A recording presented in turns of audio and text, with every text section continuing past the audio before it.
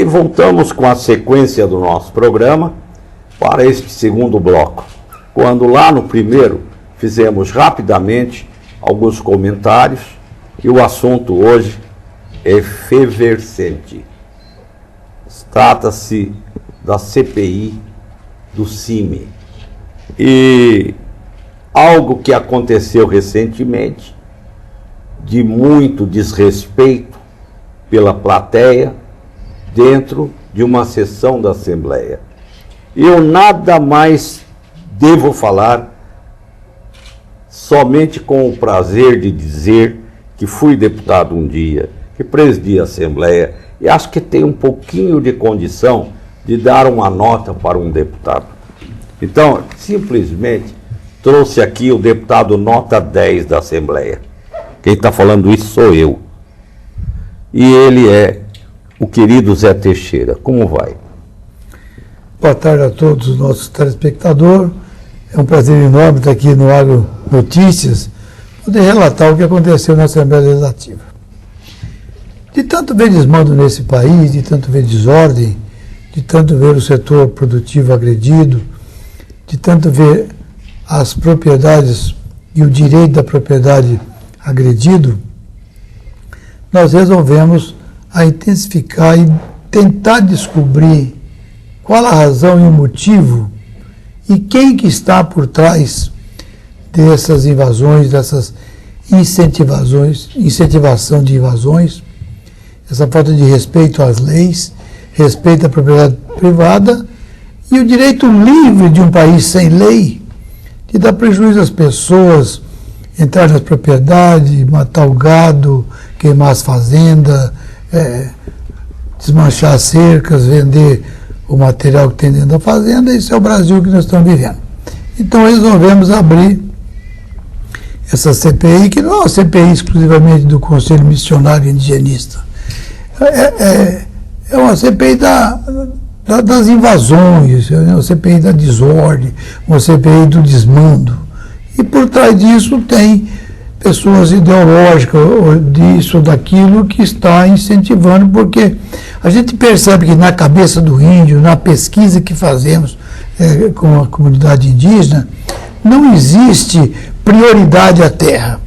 Até porque o índio recebe hoje do governo federal cesta de alimentação, do governo estadual cesta de alimentação, ele não recebe infraestrutura, ele não recebe maquinário, ele não recebe nada para que ele possa produzir e tirar o seu sustento. E quando falo em terra indígena, isso é utopia. Eu disse hoje na tribuna da Assembleia, o índio não é proprietário, o índio é usufrutuário de uma terra da União, onde ele tira o seu sustento, entre aspas, para sustentar a sua família. Como não tem investimento, não tem como ele tirar o sustento, então precisa da sociedade, através dos impostos pagos, ajudar na saúde, ajudar na educação do índio, ajudar na alimentação. Mas essas invasões, com tanta frequência, ela foi criando um certo desconforto para o setor produtivo. E nós, como representantes, estamos dando todo o apoio agora na primeira secretaria para que essa CPI prospere. E se tiver o CIMI envolvido, que no meu pensamento está, porque se não estivesse, não estaria incomodando tanta gente, certo? Dinheiro internacionalmente remetido para o Brasil, depositado em conta, os índios não têm recurso para pagar os caminhões, comprar as coisas para ir lá, instalar barraca, lona. Alguém está financiando. O índio não tem dinheiro dele próprio para poder pegar o avião, pôr um término daqui a Brasília, fazer lobby lá sobre a PEC 71, ou sobre a 215, ou sobre qualquer mudança no modelo de declarar a terra da União para que o índio use. Então, quando fala de mexer na FUNAI, é um transtorno. Quem tem que fazer isso é a FUNAI, através de um ato administrativo, transformar o que é privado em público, sem pagar, desrespeitando os títulos, respeitando as escrituras, desrespeitando tudo, passando por cima de tudo. Então a FUNAI não teria essa prorrogação de fazer um ato administrativo para anular uma propriedade ou a matrícula de uma propriedade, sem passar pelo judiciário para saber se isso é legítimo, está correto ou não está correto. E o judiciário, eu noto que é muito moroso. E isso se estende a 10, 15 anos e está cansando do lado os índios que invadem as propriedades, está cansando o produtor que está sendo invadido e está se criando um ódio entre as pessoas inexistente, porque sempre houve uma harmonia muito grande nesse estado, desde que eu cheguei aqui há mais de 50 anos, entre o índio e o produtor, era uma harmonia, um trabalhava para o outro, recebia seu salário, e hoje a gente nota que está uma desordem. E o índio jovem, ele nunca pegou uma ferramenta, ele não quer trabalhar, ele quer estudar, ele quer um telefone, iPhone, ele quer um computador, ele quer uma internet, ele quer conforto lá na aldeia dele, ele quer ter uma moto, ele quer viver na aldeia dele, ele não quer mais trabalhar, até porque hoje, com a tecnologia na lavoura e na agricultura, não se usa mais a mão de obra manual. Pois é, deputado. O senhor falou, e com todas as credenciais, porque o senhor representa uma região onde tem vários conflitos historicamente registrados. Mas eu gostaria de fazer uma pergunta para o senhor, viu, Felício? Essa história de genocídio, essa tamanha infelicidade desse, eu vou chamar até, não é documento, desse papel, como pode existir genocídio quando a gente sabe que 80% dos óbitos das comunidades indígenas são provocados por eles mesmos? Como é que o senhor, que é de Dourados, que conhece toda a região, Douradina, Carapó, toda a região, com todos esses acontecimentos, eu estou falando errado ou é isso mesmo? Não, você está correto.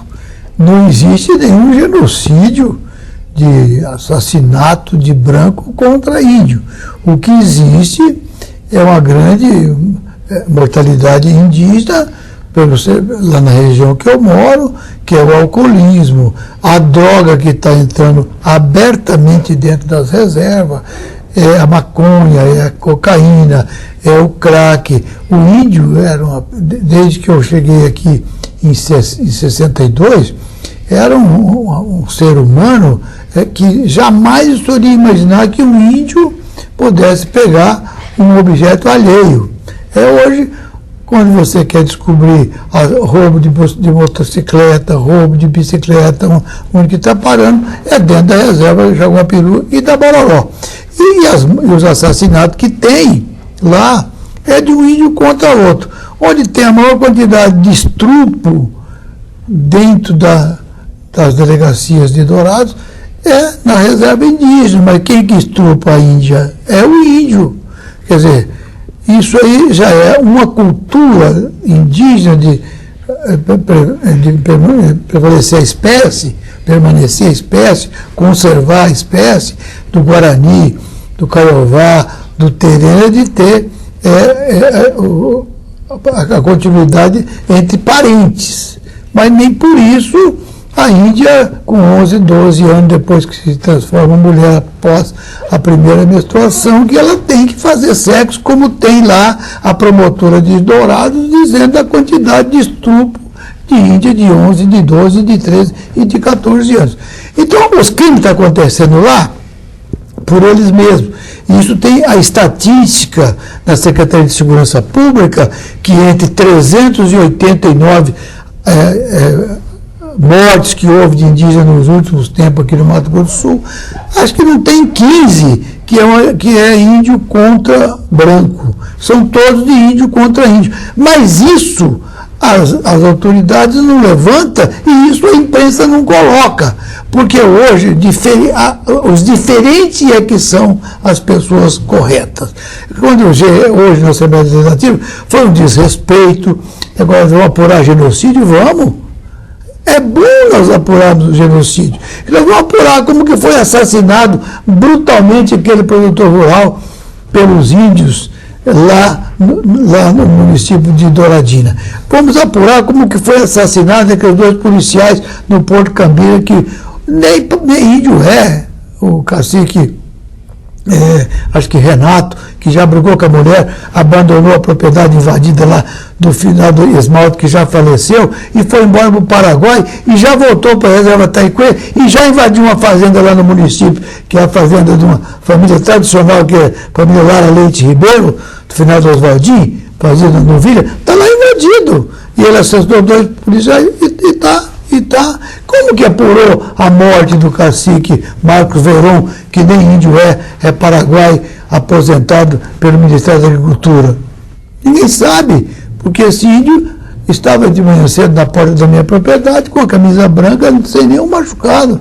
De lá para lá, quem levou o carro, ele do carro foi a FUNAI. E tem 5 pessoas inocentes presas, acusadas de ser os criminosos que assassinaram o nosso amigo e filhado Marcos Veron. Então, o que tem hoje é uma utopia de mentira, utopia de invenção. Hoje na Assembleia Legislativa, falta de respeito, um advogado lá, que eu nem sei o nome, que se diz advogado do CIMI, pelo menos que eu ouvi dizer, o senhor, por nome, se me fala a memória, Rogério, agrediu o segurança, rasgou o paletó da segurança, deu um soco na boca do segurança e ainda disse que vai entrar na justiça contra a Assembleia Legislativa. Quer dizer, toda ação existe uma reação, toda agressão existe uma reação. Qual é o homem que vai aceitar o seu patrimônio ser invadido e não vai reagir? Porque até quem não defende o seu patrimônio, ele não merece nem ter. Existe na Constituição o direito sagrado da propriedade. E se você for agredido dentro do que é seu por um ladrão, você vai reagir. Você vai se defender. Se você estiver parado no sinaleiro, o ladrão te vier para roubar teu carro e você estiver armado, você vai sacar do revólver e vai atirar. Se você vai matar ou se vai morrer, isso para o brasileiro hoje, na política ideológica do Partido dos Trabalhadores, não tem nenhuma importância. Quanta chacina tem por dia em São Paulo? Quanta chacina tem por dia no Rio de Janeiro? Quantos inocentes morrem por dia no Brasil? Independentemente dele ser índio, dele ser branco, dele ser negro, o que perde no Brasil é vidas. E o que está acontecendo no Mato Grosso do Sul, se não tomar providência, falar com o nosso amigo São Paulino, José Eduardo Cardoso, que ele disse textualmente para a senhora que foi reclamar o direito dela de reintegração de posse não cumprido, ele disse que não ia cumprir até chegar no Supremo. Então nós estamos num país sem lei, e quando não tem lei, a lei é feita por aqueles que tiverem mais coragem. Então nós devemos voltar no tempo dos coronéis. Quem manda é aquele que tem mais bala na agulha para se defender seu patrimônio, então entrega, perde. Eu, como o assunto realmente é grave, quem está falando aqui, Felício, é um deputado que eu chamo de nota 10. É um deputado, um senhor de 75 anos de vida e de respeito. E de trabalho. De trabalho.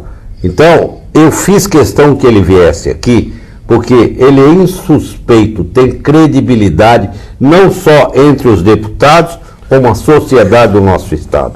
É um homem de bem. E até vou brincar um pouco para descontrair, uma coisa interessante que ele falou num discurso lá. Vocês estão falando em genocídio, esse que vocês estão falando aí, que é o índio tal e tal, não me lembro o nome, que morreu assim, foi um dos 9 sogros dele que matou. Ele sabe tudo. Então, você sabia disso que ele falou? O cara tinha 9 sogros, ele tinha 9 mulheres. Pô, esse cara vê. Mas eu acho oportuno, vamos dizer, não sei por que essa resistência à instalação da CPI, porque eu acho que é para trazer exatamente essas estatísticas que são oficiais, sobre mortes, sobre isso e tal, para a sociedade tomar conhecimento, porque na realidade a gente vê nos jornais, assim, manchete, e vamos dizer assim, como se o índio estivesse sendo massacrado, que ele não é, que o resultado daquelas mortes todas é provocada por eles mesmos. Agora, isso, Jonathan, isso tem que vir, tem que ser, a sociedade tem que saber disso. Na realidade, existe uma omissão quanto a essas informações. A sociedade está sendo deformada pela mídia. Isso aí mesmo. Sociedade urbana não conhece a luta de um produtor rural. E o índio não tem culpa disso. O índio está eu acho que o índio é vítima. usado. Eu também acho. O índio não quer, o deputado Zé Teixeira está aqui. O índio não quer terra. O índio quer qualidade de vida. Ele quer ser respeitado, ter dignidade. O índio hoje mora na cidade. É isso mesmo. Não é, deputado? O índio é urbano hoje, né? O nosso estado o índio é urbano. Quando você vê essas utopias, essa discussão no Senado, da PEC 71, quando você vê essa utopia da PEC 215, imagine o senhor tirar a demarcação do judiciário, que seria o órgão competente, em vez de passar para o Congresso. Se a pessoa, um Congresso de mais de 500 pessoas, um Congresso urbano, e decidir se a sua terra deve ou não deve ser transformada em terra indígena, isso é um risco, na minha visão. Na minha visão é um risco. Porque quando você pega um colegiado urbano, o índio é minoria, o índio é um coitado. Para os urbanos de São Paulo, o índio de Mato Grosso do Sul é silvícola, ainda vive na mata, ainda vive de caça e pesca, que não tem nada disso. Aqui tem índio advogado, tem índio enfermeira, tem índio professor, tem agrônomo, tem veterinário, chefe de... essa Taiquê que eu falei de Carapó, tem 450 índios de carteira assinada que presta serviço na usina Reiser hoje, na Nova América Agrícola, com todos os seus direitos trabalhistas, apesar dos direitos trabalhistas brasileiros ser um pouco desumano para o empregador, mas eles estão lá empregados. Então, quando se discute essas coisas, eu fico imaginando, onde está no momento a rapidez e agilidade do judiciário, onde isso tramita 14, 15, 20 anos e não decide. Porque no judiciário a ação não termina. Eu tenho uma propriedade rural em Carapó invadida desde 1999, fazem 16 anos. Agora foi julgado no Supremo e foi anulada a portaria do ministro da Justiça, alegando que não é terra indígena, que não é uma propriedade minha. São 26 proprietários, onde faz um total de 11.400 e poucos hectares, toda a terra produtiva, tudo titulada pelos ídolos de 1940, quando para cá vieram as pessoas que já deixaram para os seus filhos, já morreram, e isso foi adquirido dentro da lei, porque você, para comprar uma propriedade, você vai no cartório e tira uma certidão para ver se ela está correta, se ela é legal, se ela não tem hipoteca em cima dela, tal, para você comprar. Então, você tem que ter um cuidado para comprar. Os títulos, você faz uma retrospectiva de qual é a origem desse título que você está comprando. Expedida pelo Mato Grosso, uma terra que foi vendida, recebida, e os recibos estão lá no Tesouro. Então não existe terra aqui devoluta. Agora, se for usar o termo da Igreja Católica, que os índios têm o direito de fazer a retomada, eles têm que retomar o Brasil, porque quando Pedro Álvares Cabral ancorou lá na Bahia, minha terra natal, e descobriu o Brasil, aqui tinha os índios. Aí teve a tramitação das etapas, colônia, aí foi indo até chegar e chegou a Proclamação da República em 1889. Aí criou-se os estados. E o que o estado de Mato Grosso do Sul fez? O que o estado de Mato Grosso fez na época? Os seus governantes, que aqui, quem estava aqui? Qual era a atividade lucrativa nessa época aqui? Era a Companhia Mata-Laranjeira, que era a única coisa que tinha na economia, que é a exploração da erva mate. E usava os indígenas aqui na região sul do estado como funcionários na extração da erva mate. Aí começou a vir para cá os mineiros, vieram de carro de boi, pararam na estrada, fizeram lavoura e tal, família Coelho, família Pereira, família Barbosa, família Azambuja e tantos outros que para cá vieram. Então começou o desenvolvimento aqui em 1889, quando se criou o estado de Mato Grosso. Mas aí se criou uma carta que rege deveres e obrigações de cada um. Então o índio não pode passar por cima da lei. E nem o branco pode passar por cima da lei. E nem o negro pode passar por cima da lei. Então o que nós defendemos na Assembleia é que as leis sejam cumpridas. Invasão é legal na lei, está na Constituição. Até eu estava propondo hoje para a visita ilustre que recebemos lá na Assembleia, os representantes das associações sociais, dos direitos das minorias, dos excluídos, talvez um projeto de lei, abolir o direito da propriedade e apoiar o direito de invasão. Talvez com essa lei poderia consertar o Brasil da forma que o Brasil está sendo dirigido isso. Fazer um projeto de lei que a invasão é legal, o roubo é legal, queimar o patrimônio dos outros é legal, porque nós estamos defendendo que isso não pode acontecer num país que as leis são cumpridas. Se não infelizmente pode. Está acontecendo, então as leis não estão sendo cumpridas. Claro que se não pode Fim da picada. no campo, na área rural, não pode na cidade. Se não pode, você não quer na cidade, não pode ser justo lá no campo, lá onde se produz. Mas, deputado, uma pergunta providencial. Estão importando índios do Paraguai. Nós temos aqui uma informação de um diretor da Acrisul, que foi nomeado por nós por uma portaria. A Acrisul tem estado presente em tudo, deputado, e com muito equilíbrio, como tem o senhor para fazer esse relatório. A Acrisul, lá na região de Naviraí, que está acontecendo agora, Caiuá, aquela região ali, chegou um caminhão fretado com 20 indígenas paraguaios. E nós, na hora, comunicamos à governadoria, e o governador já entrou em contato de imediato, naquele instante, com o comandante militar do Oeste e com o GOF da fronteira. E todo o comboio sumiu, voltou para o Paraguai. Mas ficaram lá, deixados à beira da estrada, esses 20, que foram entrevistados até em alguma parte pelo nosso diretor, que é o Ricardo, que é produtor rural lá. O senhor, com toda a sua experiência, viu lá em Antônio João que isso acontecia. E agora ali no Cone Sul. E ninguém vai investigar mais isso a fundo, deputado?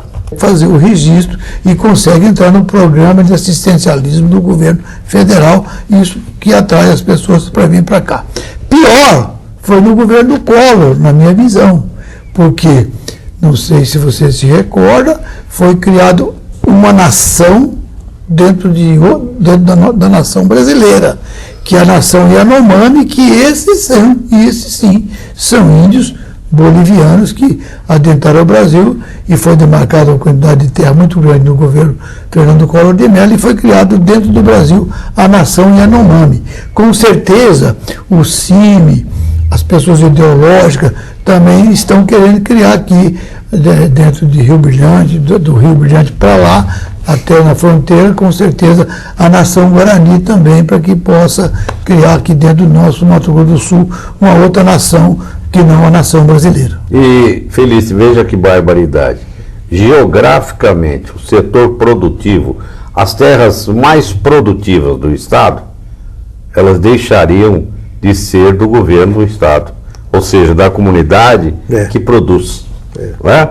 Nós perderíamos, estaríamos encolhidos, porque se você tira o Pantanal e se você tira a região norte, com terras degradadas, e aqui com seringueira, eucalipto, pinos, o que ia sobrar para a agricultura e para a pecuária?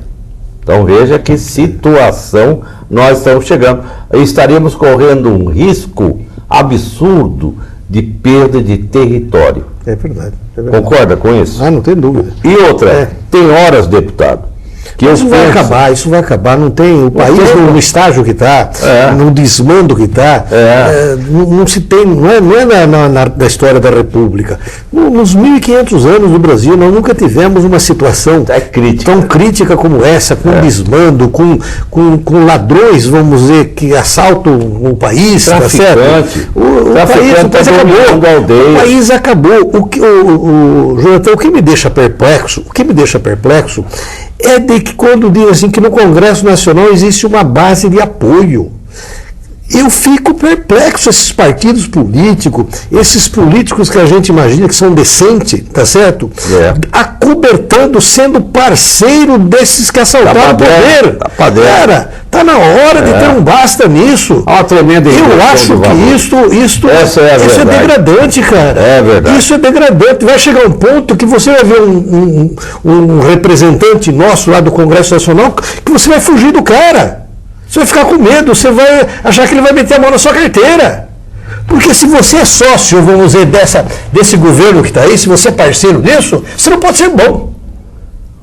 Você tem que escolher as companhias. É verdade. Tem que escolher as companhias. Com quem anda, então, cara, nós estamos no fundo do poço. Isso que o deputado está relatando aqui, que são aspectos ideológicos, toda. Não.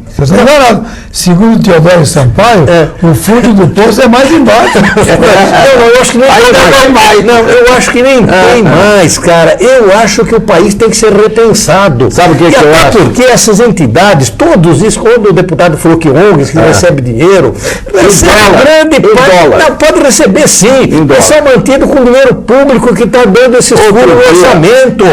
Esse pessoal que está aí transformou a contabilidade nacional em contabilidade no Simples Nacional, cara. Eu vou aproveitar aqui a presença do deputado Zé Teixeira, que eu gosto muito de ver a TV Assembleia. E eu já fui de lá, eu gosto de seguir o desempenho de cada parlamentar. Então, eu vi quando foi questionado na sessão essa história de ONGs mandar dinheiro. E o deputado Pedro Kemp mordeu a isca. Foi na tribuna e entregou uns 10 que eu não sabia que existia. Mas 10 que não recebem dólar, assim, não é de hoje, é o CIM, é fulano, é Beltrano, é Ciclano. E foi falando, rapaz. Eu falei, meu Deus, como tem dinheiro por isso? Você como economista... Olha, minha fazenda, eu cheguei a ser, na época, a minha propriedade ia ser ia ser objeto de um trabalho antropológico. Saiu no Diário Oficial. Um dos antropólogos é da Fundação Ford. Você acha que um país que se diz soberano permite que venha um cara de lá, de uma organização internacional, para fazer um levantamento antropológico de uma propriedade brasileira? Cara, nem isso nós temos. Está mais... Isto, como diz o Boris, é uma vergonha, cara. Está mais esdrúxulo. Mas você como economista, quando você vê um país dizendo o seguinte, quando Jatene foi ministro, que era um homem sério, foi uma grande perda para o Brasil, e inventou de criar o CPMF para tentar melhorar a qualidade da saúde brasileira, e com o dinheiro do CPMF nós poderíamos estar fazendo a saúde aqui da Suíça. Bom, desviar a finalidade para que foi criado esse fundo do CPMF, e tinha um prazo de validade. Quando chegou no prazo de validade, o dinheiro estava sendo usado para fazer qualquer coisa, e o Democratas, meu partido, foi lá e liderou e foi extinto o CPMF. Quando você vê hoje a saúde muito pior do que estava quando criou o CPMF, porque hoje morre mesmo. Exame só faz depois de morto. Aí, vem agora e dizer o seguinte, vamos criar o CPMF de 0,2% para salvar a Previdência. Então é o seguinte, nada que tem nesse Brasil que fizeram está funcionando. Eles fizeram a farra lá atrás, no tempo da fartura. E agora... Gastou o saldo, e seu saldo deveria pagar. E agora eles não têm o recurso, porque a Previdência vai falir. E outra coisa, a expectativa de vida melhorou, as pessoas vivem mais, a saúde hoje é uma coisa que, se você tiver recurso, dificilmente você morre cedo, vai viver muito, porque você indo no Einstein, dos tiros de Barnês, você tem o dinheiro, você vive muito tempo. Conserta coração, troca fígado, faz qualquer coisa. Então, eu pergunto para você, o Brasil não tem mais conserto. Quando você pega a nossa Caixa Econômica, quando você pega o Banco do Brasil, Banco do Brasil, quando você pega a Petrobras, quando você vê onde o dinheiro do BNDES foi aplicado fora, impostos, e nós com o modal aqui falido, $20, 17 a $20 é o custo de uma tonelada de grão para chegar no porto na Argentina. Nos Estados Unidos é mais barato. Aqui é $80 por tonelada para chegar num porto falido, de uma cabotagem toda desarrumada. Aí, voltando lá nos índios, você sabe que os índios eram até 67? Dono da terra. Não o índio Antônio ou o índio José, a etnia era escriturada. Quem que escriturou as etnias? O governo do Estado. O que o militar fez em 1967? Ele mandou medir as terras, tirou do nome das etnias, incorporou no patrimônio da União e criou-se essa FUNAI falida, que a FUNAI é uma autarquia de economia mista, não é um órgão assim do governo. Qualquer pessoa pode injetar dinheiro lá para poder gastar. Aí criou essa FUNAI. É um bom investimento, né? É um bom investimento. Criou essa FUNAI lá em 67. E aí, hoje, quando se fica com essa discussão, não está discutindo terra de índio, está discutindo que a União, através de um mecanismo, de um ato administrativo, de um órgão, sem nenhuma credibilidade e conhecimento, vai lá e atesta que a sua terra é de uso permanente, sem ser, que você que está usando ela há 50, 60 anos, hipotecado o banco, produzindo casa, mangueira, gado, curral, lavoura, o índio entra dentro de mistura com quem está trabalhando lá. E aí, o ministro da Justiça dá uma portaria e cria um grupo de trabalho para estudar. Quando você falou de antropologia você chega lá na escola, no primeiro ano, apesar da educação hoje, a pessoa do primeiro, segundo, terceiro, quarto, quinto, não sabe ler, não sabe escrever, não sabe nada, porque o ensino está muito ruim no Brasil, mas para qualquer pessoa, qualquer criança, você pergunta, meu filho, quando Pedro Álvares Cabral descobriu o Brasil que tinha índio, então a antropologia é uma história, não é uma ciência exata. Vai perguntar o seu avô, seu bisavô morou aqui em tal ano, como é que ele foi? Ele foi expulso daqui porque acuou de cachorro, soltou foguete, correu com ele. E se fizer alguma coisa contra o índio, se fez agrupamento do índio em reserva pequena, lá em 1940, para desobstruir as terras e titular elas para que o progresso para cá viesse, não foram os proprietários que fez, foi o governo federal. Mas Dourados, você conhece Dourados? Não tem uma colonização lá de Getúlio Vargas? 360 mil hectares de terra. Colônia Federal de Dourados. Colônia Federal Agrícola de Dourados, feita por Getúlio Vargas, em 1946, em 1943, no decreto 483. E criou 12 mil lotes de 30 hectares. O Ministério Público Federal de Dourados entrou há poucos dias com uma ação para anular o decreto do Getúlio de 1943 e acabar transformar a colônia em terra de índio. Mas eles entraram para revogar também a CLT, que é da mesma época do Getúlio também? Não sei. Tem tudo que não presta, tem que ser. Tá por aí. Gente, estão me fazendo aqui o sinal que, infelizmente, o nosso tempo se esgotou. Uma pena, porque estamos tendo uma aula aqui com o deputado Zé Teixeira. Eu acho que vocês aproveitaram muito. E eu prometo a vocês que na primeira agenda do deputado, sobre este assunto ou outro qualquer que ele queira, faço-lhe já o convite. Eu sou admirador do deputado Zé Teixeira. Não somos do mesmo partido, mas somos da mesma corrente de pensamento.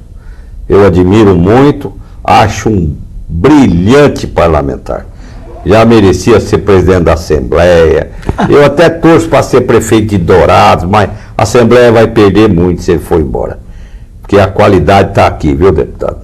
Parabéns por tudo que o senhor tem feito, em nome da Acrisul, de todos os nossos amigos e amigas produtores rurais, homens e mulheres do campo, que têm tanto trabalhado para levar à mesa a alimentação. Dizem ao senhor agora, muito obrigado, deputado. Eu que agradeço e quero pedir às pessoas urbanas, não deixe matar o agronegócio. Todos morrerão junto. É o agronegócio que põe alimento na sua mesa. Isso, deputado. Obrigado, meu amigo diretor secretário José Antônio Felício, pelo brilhante programa que fizemos hoje. Parabéns para você. Muito obrigado. E até uma outra oportunidade, porque a verdade precisa chegar até você. Voltamos logo.